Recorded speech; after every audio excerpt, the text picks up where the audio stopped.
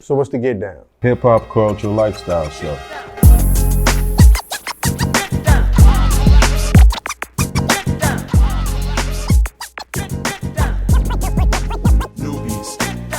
First off, let's do this the correct way. Ladies and gentlemen, what's the get down? This is the legendary, I'm gonna trip y'all out, but this is the man that made everybody want to break. All right, so Mr. Crazy Legs himself, DX Finest. The question that I think I really want to get from you is when it was being put together, right? All right, because I want you to break that down as far as, Rocksteady, as far as breaking, though. As far as breaking in itself, because you broke it down to me before, but I don't think people really understand how it went. I mean, I didn't put Rocksteady together. Rocksteady was formed by other people, Jimmy D and Jimmy Lee. And Jimmy D was black and Puerto Rican, and Jimmy Lee was Puerto Rican.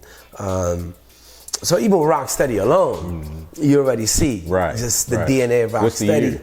77. All right. And to be fair to anyone who is like a wannabe historian, I'll just say circa 77, because it's not like a lot of us were walking around with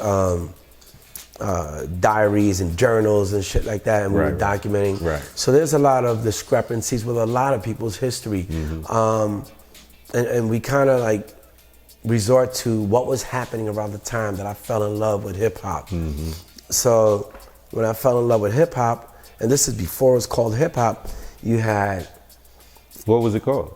There was no. It was like, yo, you break, yo, you write, yo, you DJ, you MC, that was it. Right. And hip hop. Most of the times, you know, if you look at somebody like Grandmaster Caz, he was a DJ, he was a graffiti writer, he was a B-boy, he was an MC. Yeah. And that's how it was back then, you know? And not because there was some sort of prerequisite, like, oh, if you're gonna be down with this, you gotta be down with all these elements. Nah, it's like, you know, it was, as much as Double Dutch was a ghetto game, hip hop was our ghetto game as well. All right. You know, and some people got down, some people didn't. A lot of people were stick-up kids. And, you know, when it came to Rocksteady was formed by stick-up kids. So, you know, my introduction to Rocksteady literally was not as an initiation, but when I met the brothers, they brought me to go snatch a purse. You know, and I was maybe 12 years old. Right. And we were unsuccessful that night.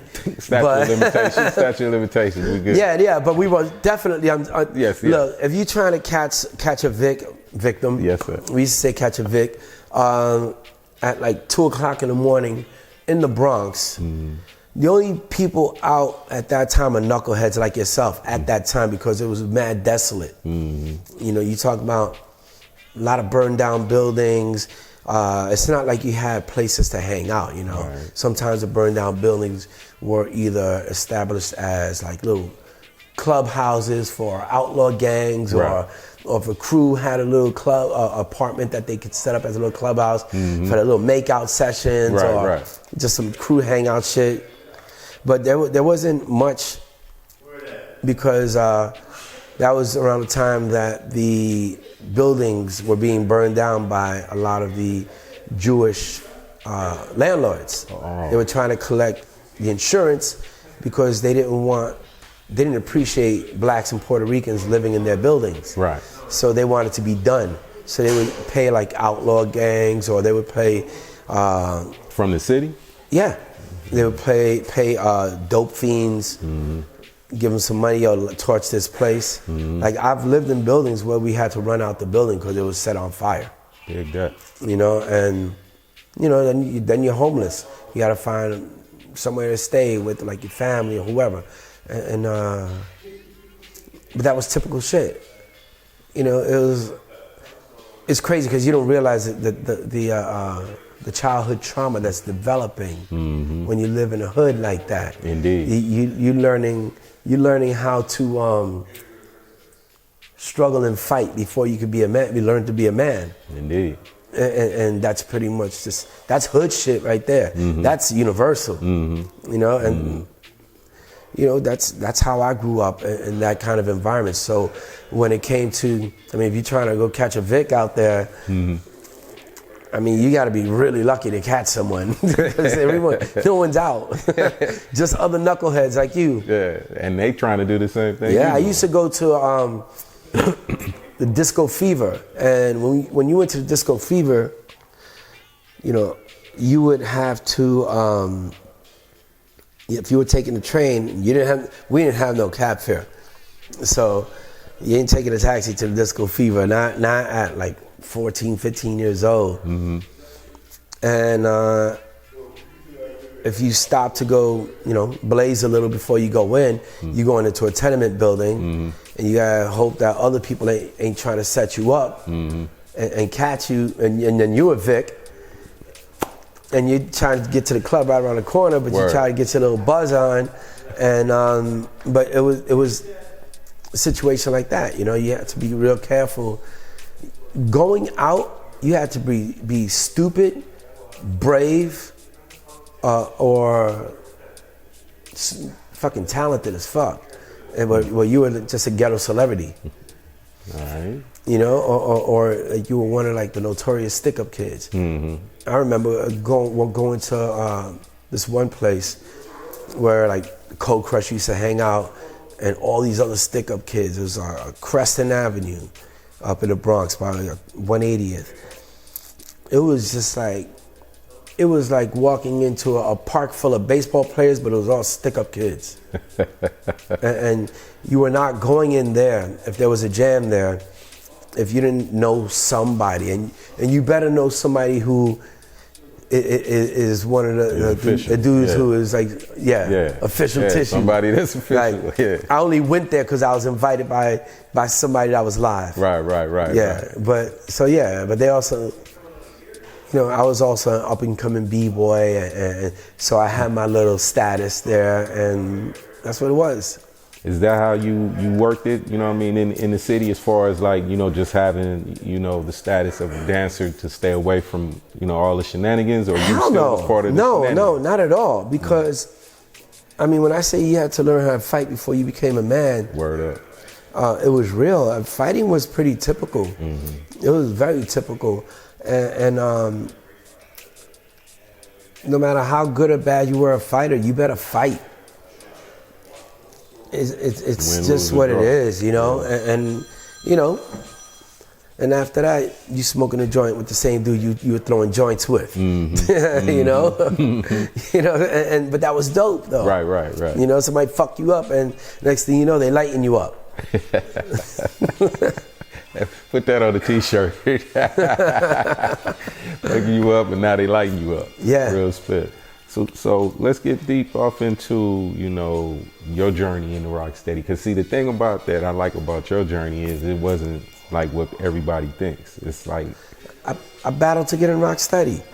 I was in another crew first. I was in a crew that was kind of like a gang / graffiti crew called the Bronx Boys. Mm-hmm. And then when Rocksteady formed, I was like, I want to be more part of a b-boy crew. All right. But at the same time, that same b-boy crew was also where I got most of my stick-up skills. You know? Yeah. So it's all about who you run with. Who I ran with? Yeah, it's all about who you run with. Oh, yeah. I thought you were telling me, talk about who I ran with. No. It's all about, no. We don't do that on this show. No, we don't do that. I mean, it's funny because when I think about the people I used to rob people with, I can only say that the main dudes, maybe one or two are still alive. So did they break also? One was a writer. I'm sorry. One was a writer, and then the other one was a b-boy and a writer. But yeah, the dudes are and then then there's another one is in prison doing life, and the other one is. I don't want to blow up his spot. Yeah. He's doing exceptionally well with his life. Yeah. And turned it around and made an amazing career that no one would have expected. Mm-hmm. You know, so he went from He went from stick-up kid to hero. That's dope. You know, yeah. So. And he's one of the cats that actually founded. That's crazy. Maybe. So dig. That being said, when you got off into it, what was your section? Who all was part of your section in Rocksteady? My section? Nah. When Rocksteady was already, breaking was dying by 79. I started in 77. Right. 79 came around, and you know, I'm over here like thirsty to find someone to battle, and everyone's like getting old now. They're 17. You know, and dudes' testosterone is off the chain, and they're trying to catch honeys and be fly all the time, not trying to like get dirty on the ground, or and then a lot of dudes are getting locked up, and murdered. Right. So it was. I just went on a mission to find other people to battle, and when I started traveling around the city, I would find people, battle them, and then they would use me to battle someone else that they may have lost to, and I became like this mercenary b-boy. But I was like a mercenary b-boy who was also like the Borg. Right. So I was like snatching people up because, you know, I also had the blessing to start a chapter of Rocksteady crew, and I dabbled with a couple of other crews before then, because I had moved out of the Bronx for a little while, and I was kind of like, I guess, alienated from the Bronx a little bit because my parents had me in Manhattan. Right. So I'm bringing my skills as a Bronx boy with Bronx flavor to Manhattan, and I was smoking just about every person I was coming across, but then I would teach them too. And it just became a thing where you have all these other people who weren't necessarily going to the Bronx and maybe picking up little drips and drabs of skill. So they were still hungry. They still wanted to learn more. And I'm like, word, I'm ready to battle more, so let's do this, and we'll keep finding people. And then, you know, sometimes you find people, you start hanging out with them, and then next thing you know, they want to form their own crew. And motherfuckers would be like, yo, that motherfucker's fucked up, man. Yo, blah, blah, blah. I'm like, yo, but if that person starts another crew and they got some proteges, we got more people to battle. So, and you just got to understand turnaround.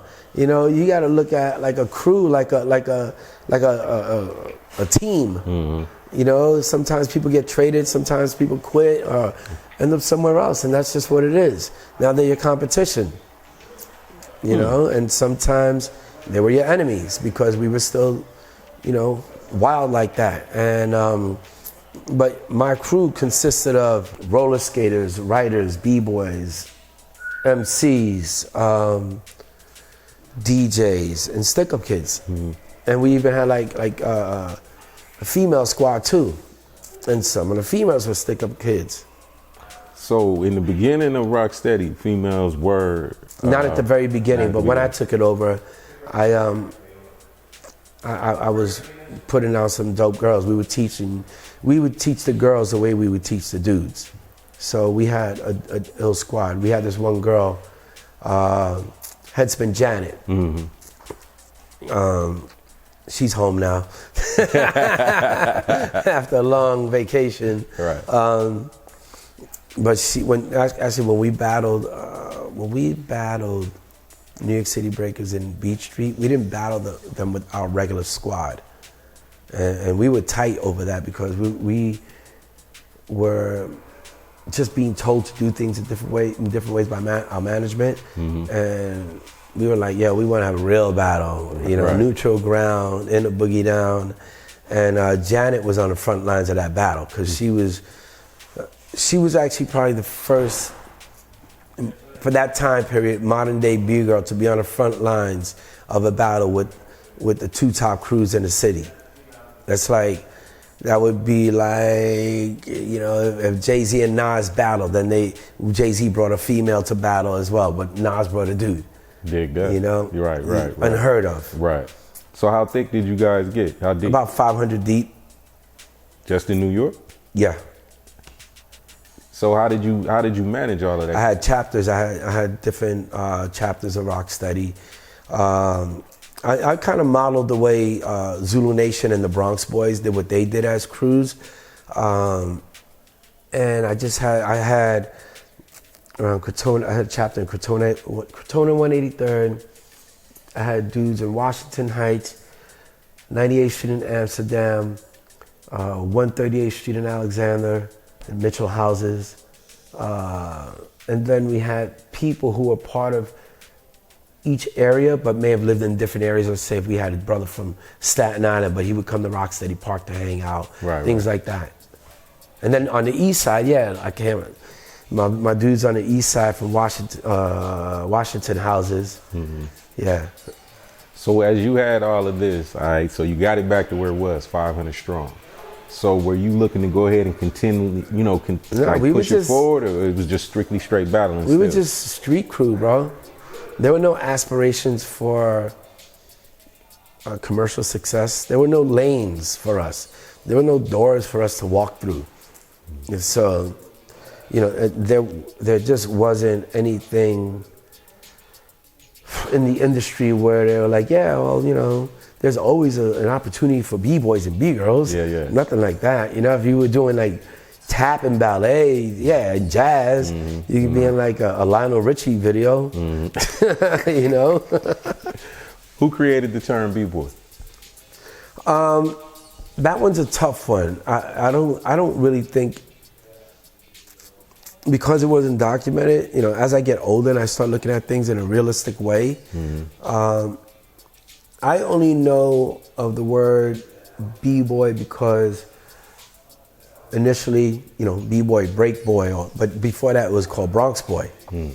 And you know, Bronx boy to B-boys to break girls, B-girls, stuff like that. But I'll let some older heads fight over that. Right. But I don't even think that's important because it's grown to be, you know, such an important word in the game. I only think that because it represents one of the elements of hip hop, I don't think like other people who are not B-boy by way of the art of it should not call themselves that, because we know it sounds dope and cool and all that, right. But at the same time, as an element of hip hop, you know, it's not like we're walking around like, yeah, we call ourselves MCs too because it sounds cool. Right. You know, the MCs are the MC, the B-boys are the B-boys, DJs, B-girls, whatever. You know, everyone got their lane. So I don't know who came up with it, you know, and there are stories that kind of make sense, but can also be sensational, embellished stories, and because people were so young, and I think a lot of people didn't think that this was going to take off to a point where, oh shit, we don't even have a story to tell, you know, with the chronological timeline, and so I think a lot of people made up a lot of bullshit when they came up to their histories, and the crazy shit about that is that, you know, with whether it be MCs, B-boys, writers, I think a lot of pioneers don't realize the importance of what they did, so they embellish it, and sometimes they are greater in their own minds, and it's like, you dope, but you're not, you know, but sorry to disappoint you, you're not an impact player, you didn't change the game. Right. It's very hard to change the game. And a lot of people, very few people intentionally do it, but I think more people do it by accident. And it's just a matter of picking up on your mistake or someone pointing out like, yo, you need to fucking flip that or do this or do that shit again because that shit was dope. And I think when it came to any of my training, I don't think I could have come up with half the shit or remember half the shit without my boys around me like say, yo, that shit was dope. or that's the joint, man. So that gets to the question. So where did all the moves come from? Practice.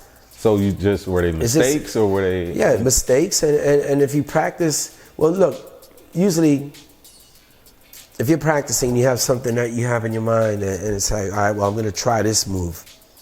You already know you're going to try that move. Mm-hmm. You set out to do it. Mm-hmm. You're not going to forget it. Mm-hmm. But if you stumble upon something else that is dope and you don't recognize it and someone else does, then they point it out, focus on that shit, because that's the shit, that's the mistake you were waiting for. Right. That didn't even know it. Right. And next thing you know, the backspin becomes faster. Mm. Then there's windmills. Then there's 1990s, all this other stuff. So I'm glad you said that. Wait, hold on, because we're not gonna pass until people know what it was. What are the moves that you created? Not that you're responsible for, that you created. That I created? I can't say I created any move, because all the dope shit I came up with was usually by accident. And the crazy thing is that there are similarities in other forms of dance, and people try to like post these videos like, oh, Legs didn't make this up. Look, in 1923, somebody did it like this. I'm like, yeah, motherfucker, but it ain't fly. It ain't funky. It ain't hip hop. Yeah, they did that, but Word. I mean, I grew up, I'm a kid, and if I were a kid and I'm 10 years old, I come up with this move that was done in 1923, but I don't even have a fucking TV. How do I know? And I'm doing this within the essence of James Brown's music. Right. Jimmy Castor and the Castor Bunch, just all this dope shit that was different. And I think our essence and expression of that time changes the feel of the move. Because I've seen people do the damn thing before, certain things. That's like, all right, but I only see it, I don't feel it. And there's a big difference from a Caucasian person doing it who has had dance classes and acrobatic classes and did it. It's like they are mechanically doing something. I'm dancing through the same shit that they're doing, and it's like, yeah, it's amazing, but yeah, you could still be a gymnast too, and whatever. All right. So the ones that you're responsible for, then. The whip backspin, there was a backspin before mine, but it didn't have momentum behind it, so you barely spun. There were two versions. There was an ass spin into a backspin, and then there was like you kind of tuck your arm instead of planting and then whipping your legs. Right. I came up with the whip, and then I accidentally created what was originally called the continuous backspin, and eventually became known as the windmill. And then what was known as the 1990, well, it was originally called the handspin, but a lot of people started calling it the 1990 when the 1990 was another move that someone else did. And it's like, but when it's that much of a steamroll of people using the name or the word, you just gotta go with it, man. Like, I don't even, like people say the word breakdancing, I'll correct them and give them maybe a little bit of data, but not with some anger or like, damn, man, y'all motherfuckers don't know shit. I can't fight that fight, Right. I did that long enough, and it's not worth it. I can dig it. So, but yeah, there was some also threads, which is when you're grabbing your foot, bringing your leg through, doing all these different things. And a lot of some of these moves that I came up with, other people ended up evolving them or doing them better than me.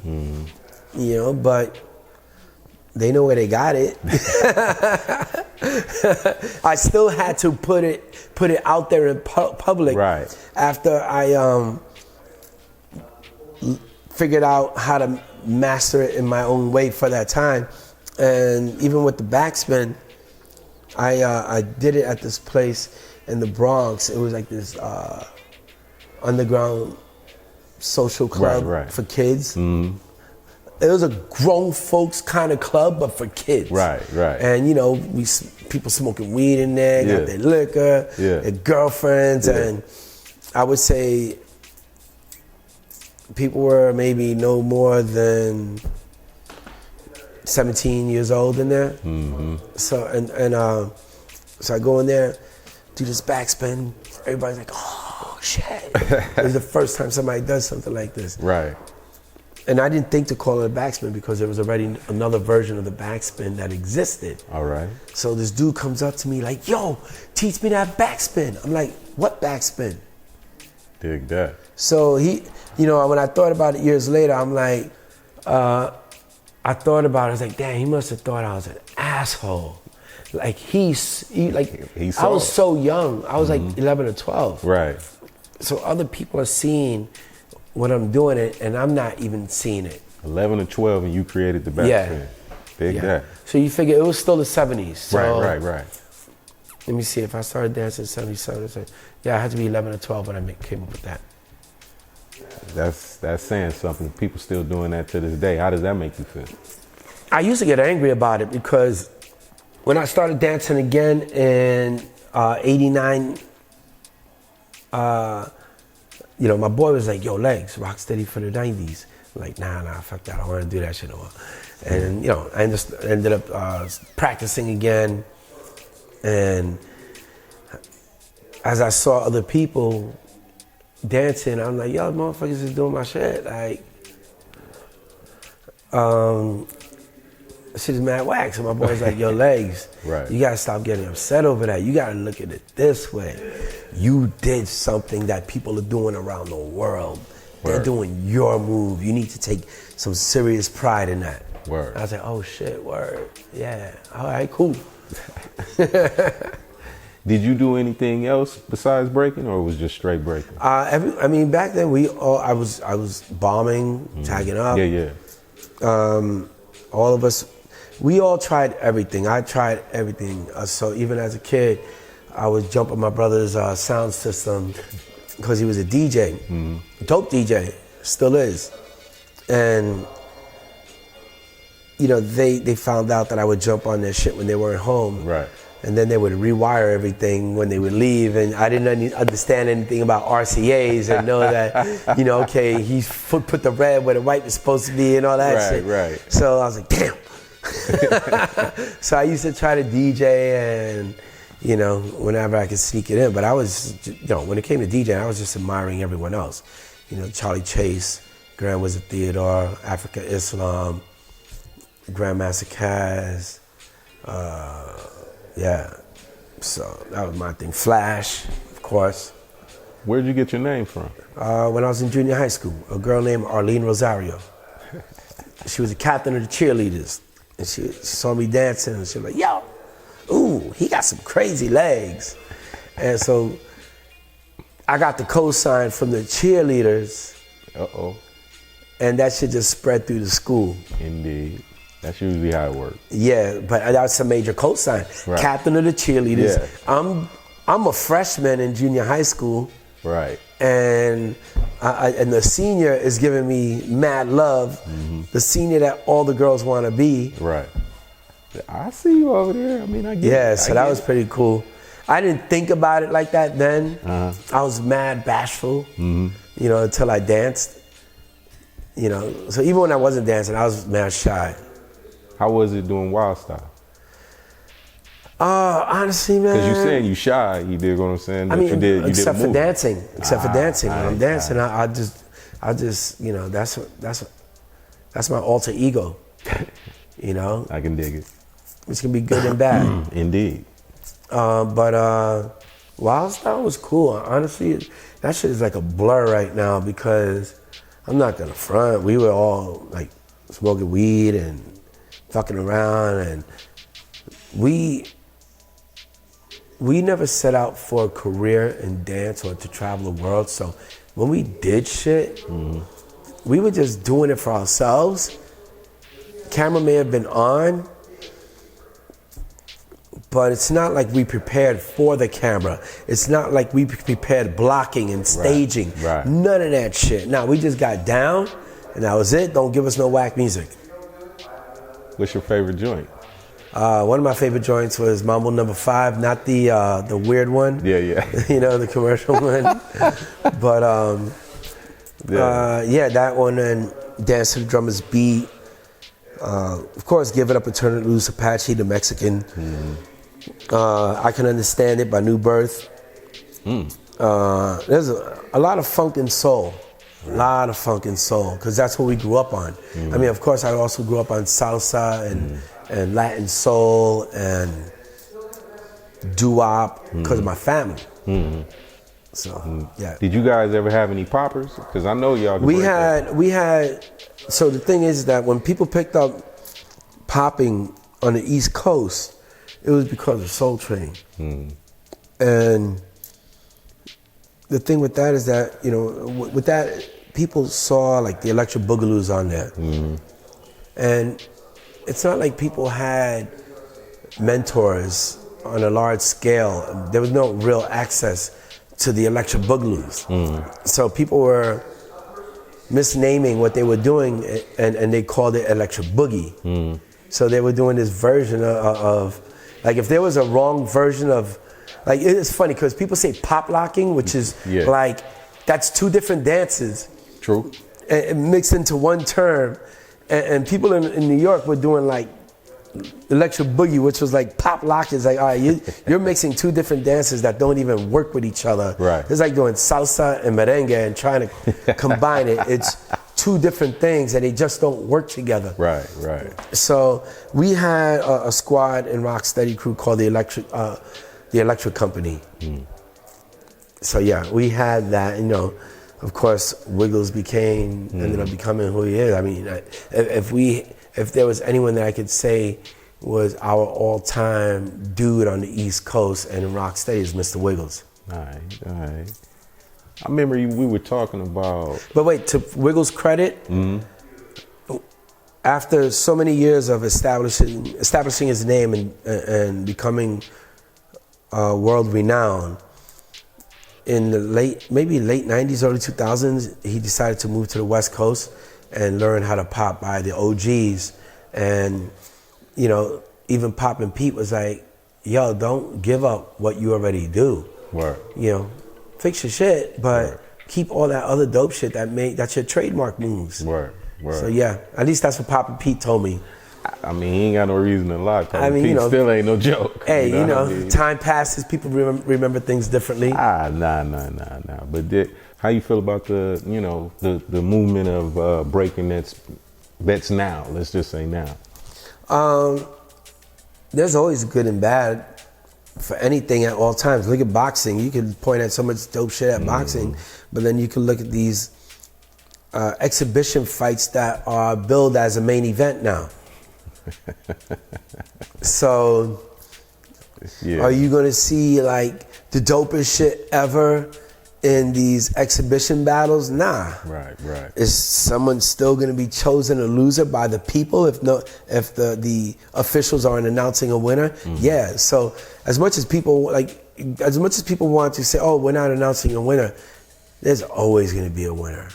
Indeed. You know, that's just because we're gonna talk. Like, yo, dude got smoked. Okay. And then, you know, there goes your barbershop debate. So how you feel about breaking being in the Olympics?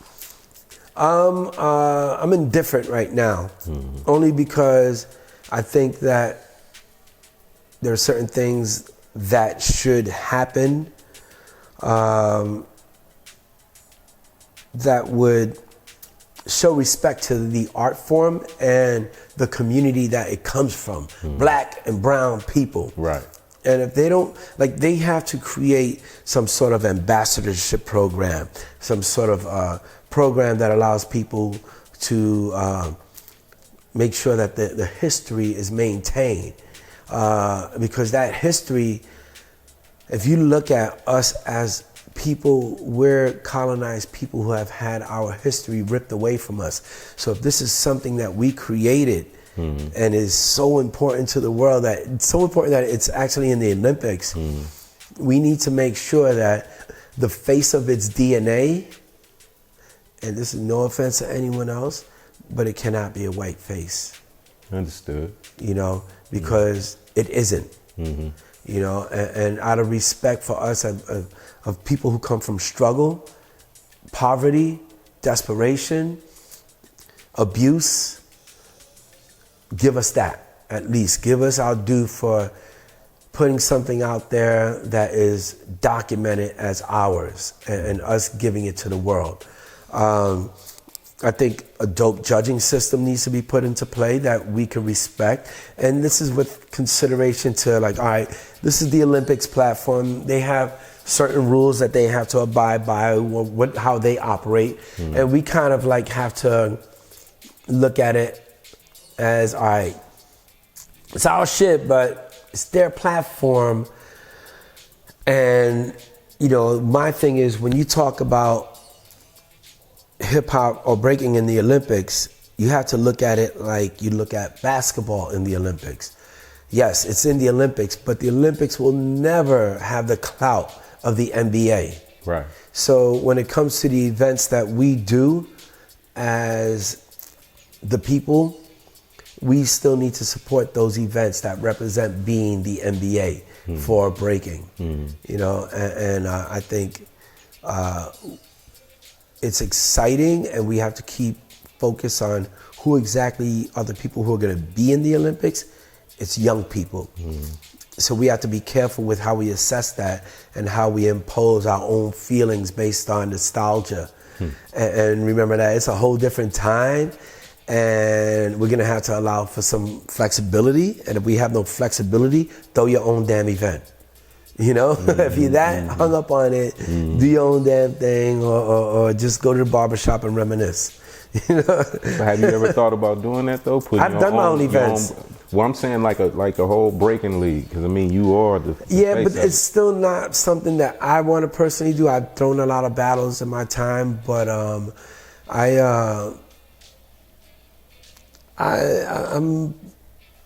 actually at a crossroads right now. So I also feel like as I'm getting older, I'm down to support young people, but and give my time to young people, but it's not who I'm hanging out with. Word. You know? Word. So I could provide some gems for them, and where I can be supportive in terms of helping them with information on how to do certain things or historical information. Yeah, I'll get down with that, but I got bigger fish to fry right now. Right. I got some bigger moves to make. Well, I'm saying, speaking on that aspect, one of them I wanted, which is a good segue into, is your organization that you deal with and that you created in Puerto Rico. So Rocksteady for Life. That was what I was operating under in terms of doing volunteer work and giving back to the community. And I had a different plan for that, which was along the same lines. But when the disaster hit in Puerto Rico, that hit me hard. And thankfully, I had the support of Red Bull to get some real work done in Puerto Rico. And they connected me with other organizations like Ways for Water and another company called Empowered, where we were putting solar lights out for people who had no electricity for months. We in collaboration enabled 200,000 people to have access to clean water when the water was contaminated. And this is guerrilla style doing this. Right. We were just like going up into communities, going up into dangerous situations, putting our lives on the line, and catching Zika, developing PTSD, all sorts of things that fuck with your mental and add to the traumas of your life that you may or may not have dealt with.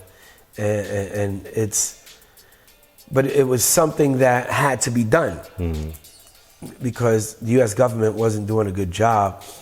And even so, anyway, I got down there with a group of people, teamed up with people along the way as well that we encountered, and we supported farmers with grants, helping them get back on their feet. Again, water filtration systems, solar lights, antibiotics, toiletries, There was even one situation where, and it may be small to some people, but for this one person, it was big. I came across this. Actually, one of the girls in Rocksteady named Hano, little Japanese girl at the time. She was 9 years old, and she saw what we were doing in Puerto Rico, and all her candy money for a month, she saved it and saved like $11.82, but in yen. Right. And they created like this, and I'll send you a picture of it for a shot. She sent, I went to Japan, and then she gave me this cake that her mother made. It wasn't a cake, it was like a piggy bank. And it was with the Puerto Rican flag, and it was really dope, and it had this money in it, and there was a dollar bill in there too. So, they told me that she gave up eating candy for a month, and this is the money that she saved.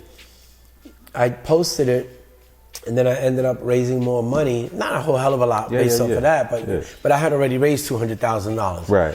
But I told people, like, this girl, what she did, $11.82.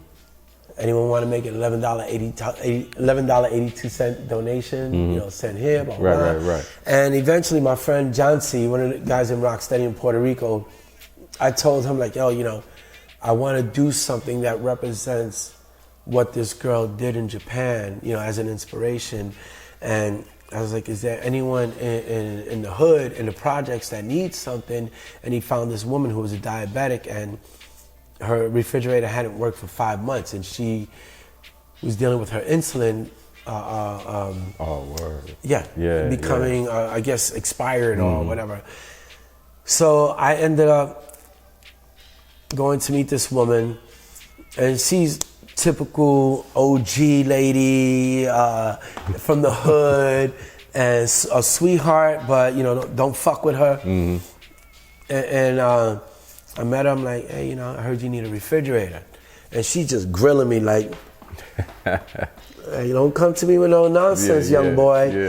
Like giving me that look, like, don't be come here telling me no dreams. That's real. So I was like, hey, I'll be right back. I'm gonna go to the store. I'll come right back. I go to Sears, buy a refrigerator, come back, bring in a receipt. I'm like, look, it's gonna be delivered Friday. Her homegirl sitting on the couch, another older girl, and she looks at me. She's happy, but she's like, my friend needs a refrigerator too.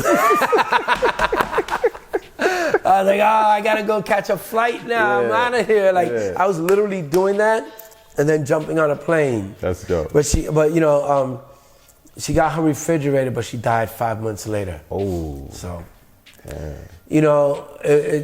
that shit broke my heart, but it felt good to at least help her get through those 5 months. Word.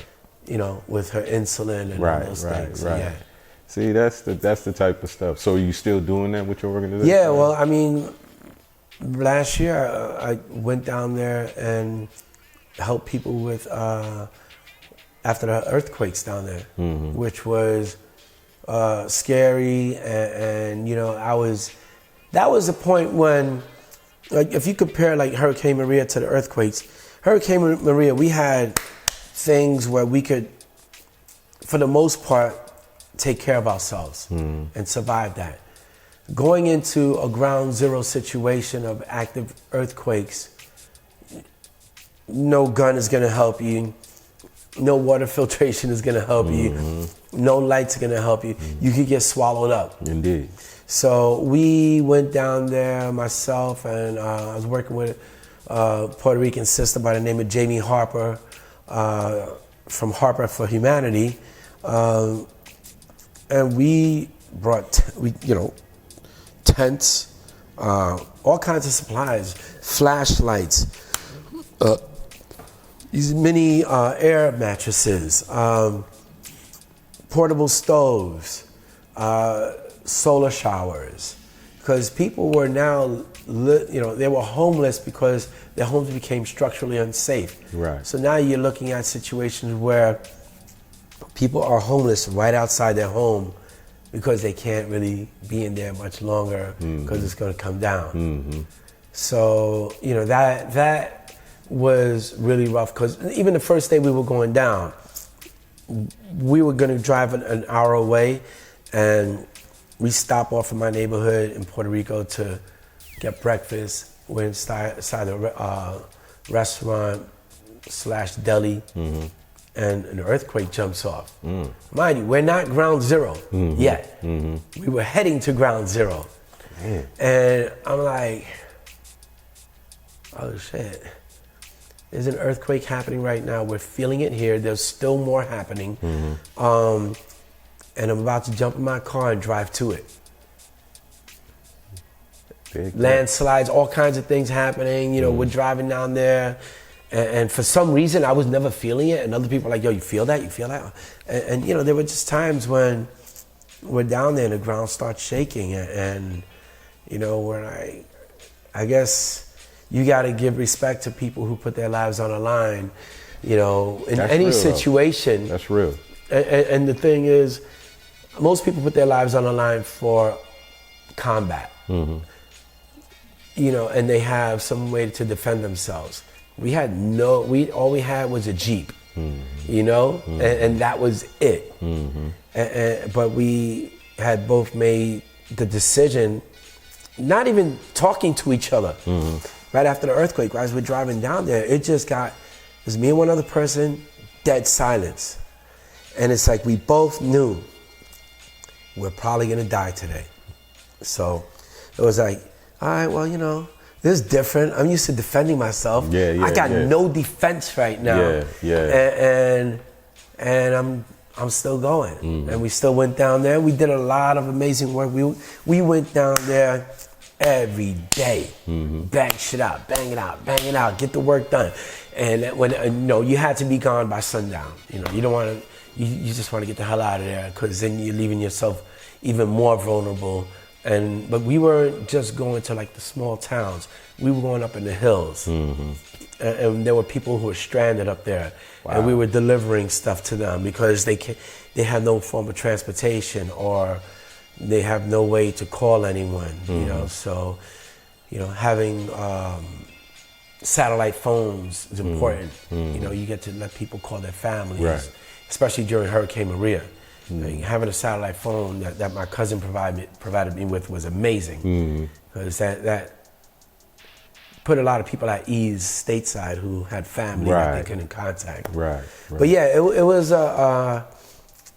was interesting. All that stuff has been crazy. I haven't stopped doing things. I continue to do things. I started doing volunteer work actually in around after 1991, maybe 92, 93, when Buck Ford from Rocksteady died. And you know, was caught up in the game, and I was caught up doing certain things, and one day it's just like, well, you know, my best friend is dead. I'm out here on a mission, and I'm gonna walk away right now. I walked away, and from that moment on, shortly after that, I connected with a place called the Point Community Development Corporation in the South Bronx, because I felt like I have a tool, hip hop. I know how to throw events. I could do something in a community. So I was like, I want to know what the fucking worst situation in New York is for anyone, and I'm going there and I'm gonna volunteer there. So I ended up volunteering 3 days a week for 3 years, doing events, teaching kids, taking kids on field trips, you know, making sure they're doing well in school. I bring them into situations where we take over a nightclub, and I have kids ages like 9 to 16 running the whole club, the box office, the stage, everything. That's just giving them, you know, the merch, you know, and give them a sense of empowerment, and you know, how to put an event together, and you know, it worked out really dope. You know, I get calls some years later where they realize that what their situation was, and had they not gotten into breaking, could they compare their lives to what happened to other people who were their boys, who didn't join my program at the point, and they've called me as grown men like, yo, you made the biggest difference in my life. And you don't expect that 25 years later. You think, it's just along, I used to do this, blah, blah, blah. But it's super touching. It becomes emotional because I did that because so many of my friends died. Living in that environment, I wanted to just change the lane for people. So yeah, and years later, I'm still doing the same thing. I'm far from perfect, but I know I've done my good. I'm on that brainwash, full rollout, anonymous. Underplay the overplay, strategic, I promise. More dope brings more Negroes. Watch them heroes, pro lethal. Dream killers feast on people. Nubians in need, mine on the hunt. Paul Bear, sharp fluid, gates and piston bumps. No excuses, that's a sin. Back to the begin. Muscle memory, pseudo respect and revenge. Plays blindfolded, a bucket list with interest. Forgiveness, the shadows and mirrors who handle business. Legacy, all grind, no guest list. Land in jurisdiction, make you bread prejudice. For the purists and the tourists, Q sticky for ghetto jurors. Swing high, swing low, you forgot that we do this. Bank selection, smooth DR vibe. Underground icon, you have now been gentrified.